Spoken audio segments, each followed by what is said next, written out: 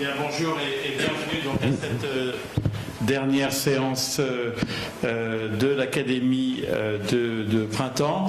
On accueille aujourd'hui les chirurgiens dermatologues qui font de la chirurgie et on est très heureux de le faire. On leur a donné une belle plaquette de notre académie pour qu'ils nous connaissent mieux. Donc avant de commencer dans le vif de la séance, on va entendre le docteur Cossa qui va nous présenter les travaux de la semaine dernière, la séance de la semaine dernière. Voilà, mes chers collègues, la séance de la semaine dernière est une séance commune avec l'AFC et elle portait sur les innovations organisationnelles et les nouvelles modalités et nouvelles pratiques de soins. Emmanuel Ornez débutait la séance en nous parlant de chirurgie d'urgence dans un contexte d'attentat et nous développer l'organisation à envisager pour ce type de situations qui sont malheureusement de plus en plus fréquentes dans nos sociétés, notamment savoir faire face à la notion d'attentat de masse ou d'hyperattentat. Et il s'en dégageait un nécessaire besoin d'une formation théorique et pratique en traumatologie viscérale et extraviscérale, ainsi que le besoin de mettre en place des réseaux de soins en traumatologie qui font intervenir différents acteurs de soins, au premier rang duquel, bien sûr, les chirurgiens. Patrick Pessot nous rappelait qu'il n'y a actuellement pas de formation qualifiante en traumatologie. Et Gérard Pascal se faisait préciser que les auteurs de ce rapport de l'AFC de 2019 ayant porté sur le sujet avaient été rédigés par un expert militaire et un autre chirurgien ayant pris en charge les blessés de l'attentat de Nice. Olivier Tirini nous parlait ensuite des 48 heures pour les internes, qui est une nouvelle organisation qui peut marcher. Oui, il n'y a rien à l'écran. C'est à moi de le faire.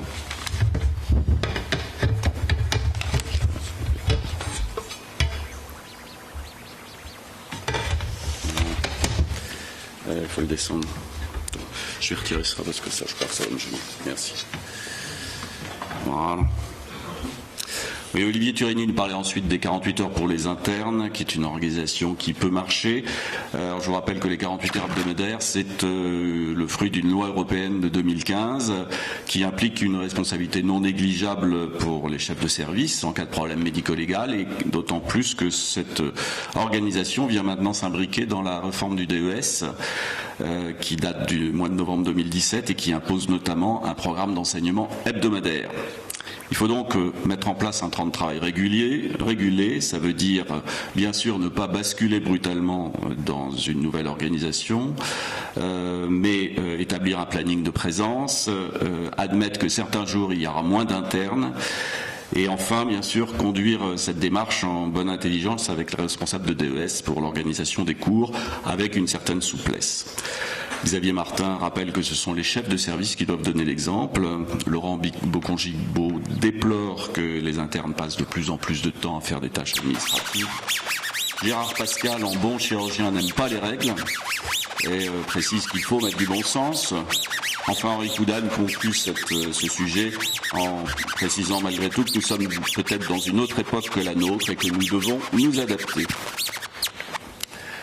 Zineb Cherkaoui nous parlait ensuite de nouvelles modalités d'évaluation des soins et du concept de la valeur en santé. Valeur en santé qui se définit comme le rapport des résultats qui importent aux patients sur les coûts pour obtenir ces résultats. Alors l'idée était d'évaluer ce sujet sur la pathologie qui est le cancer du pancréas à propos d'une large revue de la littérature sur les 570 études cliniques disponibles sur ce sujet, permettant ainsi après analyse avoir retenu 78 variables, la rédaction d'un questionnaire standardisé concernant le cancer du pancréas. Qui permettra à l'avenir la valorisation de l'acte pertinent. Hubert Joannet demandait qui pose les questions aux patients. C'est une coordinatrice du parcours de soins, mais à terme, ce sont les patients eux-mêmes qui auto-rempliront ce questionnaire sur une tablette. Le financement étant actuellement dans cette expérience pilote mixte par les hôpitaux de Strasbourg et un financement privé par le laboratoire Medtronic. Patrick Pessou nous parlait ensuite de nouvelles organisations de la prise en charge d'un cancer digestif avec le diagnostic en un jour, qui est une expérience qui a été menée de janvier 2017 à mai 2019 sur les patients adressés en consultation pour une pathologie hépatique ou pancréatique, avec de très bons résultats puisque ce diagnostic a été conduit donc dans cette dimension d'une journée dans 75,1% des cas et avec une appréciation générale jugée excellente dans 77% par 77% des patients. C'est donc une innovation organisationnelle qui semble faire son chemin et dont il faut maintenant évaluer l'aspect médico-économique.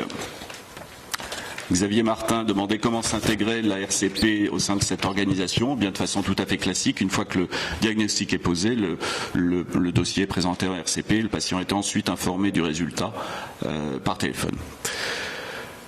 Gérard Pascal et Jacques Caton se déclaraient admiratifs de la démarche en précisant quand même qu'effectivement il fallait des praticiens expérimentés et un respect des horaires administratifs dans cette organisation.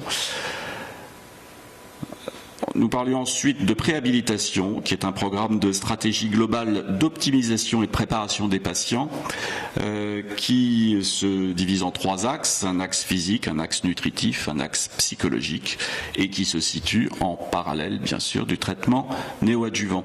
Marie Selvi nous parlait d'abord de la préhabilitation physique, qui a fait ses preuves dans l'efficacité sur la récupération post-opératoire, la douleur et la qualité de vie des patients après la chirurgie.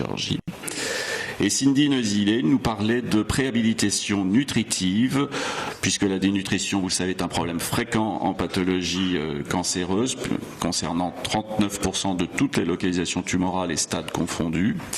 Et cette préparation est aussi couplée à une immunopréparation, une préparation immunonutritionnelle, même en l'absence de dénutrition. Jacques Belghiti demandait d'ailleurs à ce sujet le niveau de preuve de l'immunonutrition. Le niveau de preuve est de grade C.